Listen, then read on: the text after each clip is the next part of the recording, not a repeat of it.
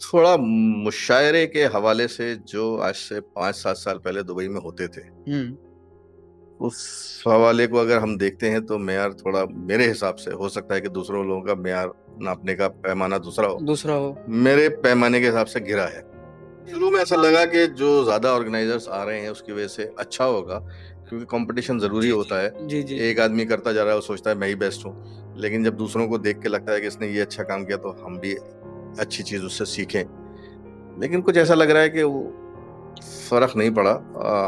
मुशायरा का थोड़ा सा लेवल दुबई में गिरा है, और जो शोरा हजरात को बुलाया जा रहा है स्टेज पे, वो उस मैार के नहीं आ रहे अब। जो सलीम साहब के दौर में थे या सलीम साहब नहीं के नहीं, दौर में। सलीम साहब के बाद भी 2018-19 तक अच्छे मुशायरे होते रहे। एक मुशायरे में राहत इंदौरी साहब ने स्टेज से कहा भी था कि मैं बड़ी जिम्मेदारी से कह रहा हूँ कि हैदराबाद या अलीगढ़ का या लाहौर का जो वो है मेयार मुशायरों का, अब वो दुबई का भी बन गया है।